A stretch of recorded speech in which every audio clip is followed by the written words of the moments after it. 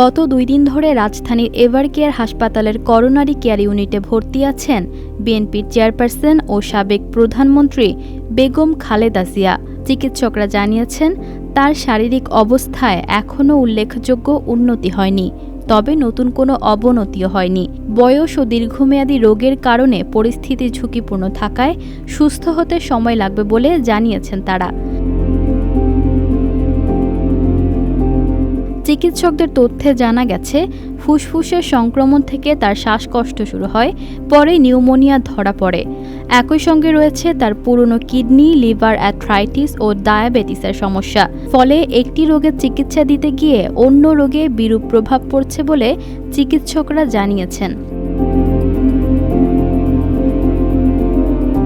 এই অবস্থায় বিএনপির মহাসচিব মির্জা ফখরুল ইসলাম আলমগীর খালেদা জিয়ার শারীরিক অবস্থা অত্যন্ত সংকটময় বলে উল্লেখ করেছেন।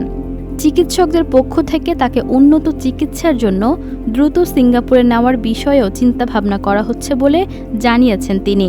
খালেদা জিয়ার বর্তমান শারীরিক অবস্থা নিয়ে গভীর উদ্বেগ প্রকাশ করেছেন প্রধান উপদেষ্টা ডক্টর মোহাম্মদ ইউনূস।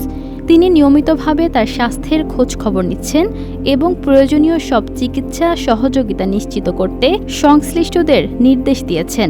তিনি খালেদা জিয়ার দ্রুত আরোগ্য কামনা করে দেশবাসীর কাছে দোয়া চেয়েছেন। আইন উপদেষ্টা ডক্টর আসিফ নজরুল সহ বিএনপির অনেক শীর্ষ নেতা হাসপাতালে গিয়ে খালেদা জিয়ার খোঁজ নিয়েছেন। হাসপাতাল থেকে বের হয়ে ডক্টর আসিফ নজরুল বলেন, খালেদা জিয়ার শারীরিক অবস্থা একদমই ভালো না, সবাই দোয়া করবেন তার জন্য। এদিকে সকালে খালেদা জিয়ার গুরুতর অসুস্থতার খোঁজ নিতে হাসপাতালে যান এনসিপির 3 শীর্ষ নেতাকর্মীরাও হাসপাতালে ভিড় করেছেন। খালেদা জিয়ার শারীরিক অবস্থায় উদ্বেগ প্রকাশ এবং দোয়ার আহ্বান জানানোয় প্রধান উপদেষ্টা অধ্যাপক মোহাম্মদ ইউনূসের প্রতি কৃতজ্ঞতা প্রকাশ করেছেন বিএনপির ভারপ্রাপ্ত চেয়ারম্যান তারেক রহমান। চিকিৎসকদের পরামর্শে প্রতিদিন গুলশানের বাসা থেকে তার খাবার পাঠানো হচ্ছে। ছোট পুত্রবধূ সৈয়দ শর্মিলা রহমান সার্বক্ষণিক তার পাশে থাকছেন।